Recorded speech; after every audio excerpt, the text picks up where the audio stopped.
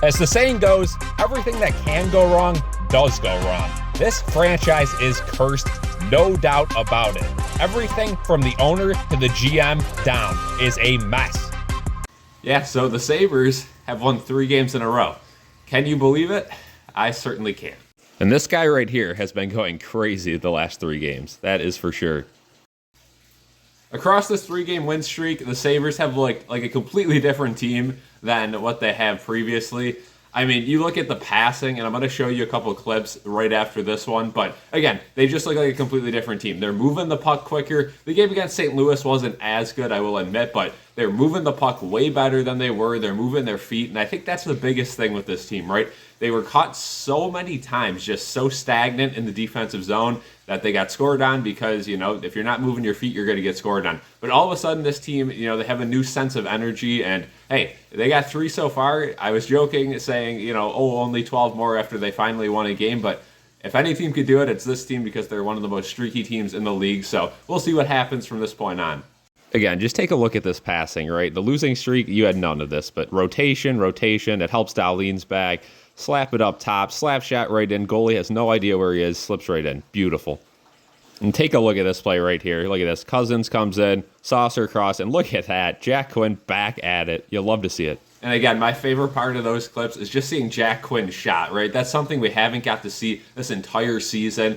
Hopefully, he can continue to heal off that injury. I know a lot of people are kind of asking for him to be traded, saying he's a bust. But again, I still have a lot of faith in Jack Quinn, and that shot is absolutely lethal. Something we saw so many times a couple seasons ago when he had that good year before the injury, and Peterka was starting to get going, and they almost made the playoffs right 1 point out. So Jack Quinn, he's a huge part of our future if he sticks around, and we need to see that shot more and more often. I mean, you look at this game, the St. Louis one right here, Tage Thompson, you love to see he's back in action, shooting that puck from the slot. That is what we need from him. Move on to the next one, and Yuri Kulik, potential through the roof. Look at that, right by one, right by another. Tight angle shot, doesn't matter, puts it right by Bennington. So much potential on this team. Again, they just got to get it clicking. And speaking of guys who just have unlimited potential, Yuri Kulik, I mean, again, that shot is just, again, like I said with Jack Quinn, it's a lethal shot. His skating is really good as well. His shot, his passing, just everything about this kid makes me super excited for the future. The only issue I have is, we've seen this before, right? The Sabres always have these big-time prospects, and they never really seem to pan out. So, again, I'm keeping my expectations low, but, again, the ceiling is super high on this kid, and that play I just showed you right there, it completely shows my excitement. And a quick standing check here again. Bottom of there is the Sabres, 8 points out still, but they're in a much better spot than they were a couple days ago, and the future's bright. So again, the Sabres, still a long ways to go, but if you look at the schedule coming up, they have a West Coast trip, which they usually do pretty well on. Then they have some easy ones coming up, and then it kind of gets harder again. Keep in mind, February, there is the Four Nations Championship thing, so there won't be as many games in February, and then they finish out the season with a loaded March and April. Again, the season goes a little bit longer due to the short in February. So the Sabres are still in it. Again, I mean, I got this paper bag right here that I've been wearing for streams. I can put it on for a second.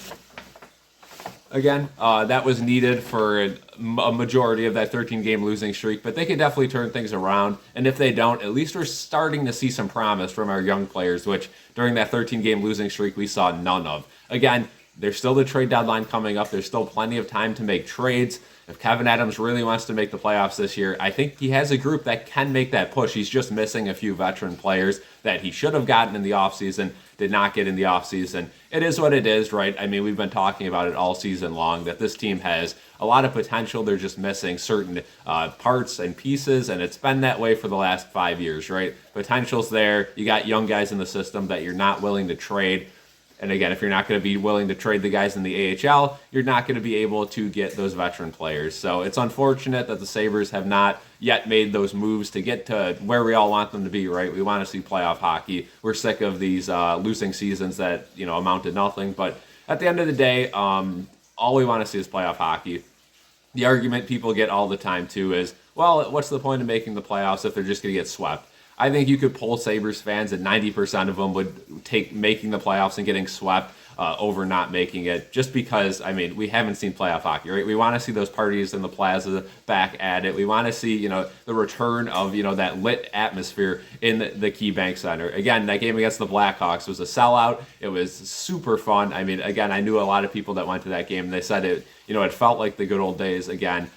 Usually it is like that after Christmas, though. A lot of people get Christmas gifts, and that's just kind of how it is. A lot of kids in the building as well. But it is unfortunate, right, that the Sabres have really not had that fan base for the end of these seasons, right? It seems right after that New Year's break, that's kind of when the Sabres fans stop showing up to games. And, it's completely warranted, right? I mean, if they're not going to give you a good product to watch, there's no point to show up to games. So I completely understand it. Again, I'm someone who stops going to games, once they're out of the playoff contention. If tickets are cheap enough, maybe I'll go. But I completely understand it as a Sabres fan. It makes complete sense why they have 10,000 people or less in the the last couple months at home games, just because what are you going to watch? Just pretty much a preseason game that doesn't matter at that point. But this team still has potential. They could turn it around, even with a 13-game losing streak. I've been saying it all season long. This is the year. The wild card is so weak this year. Again, Ottawa is in that last spot.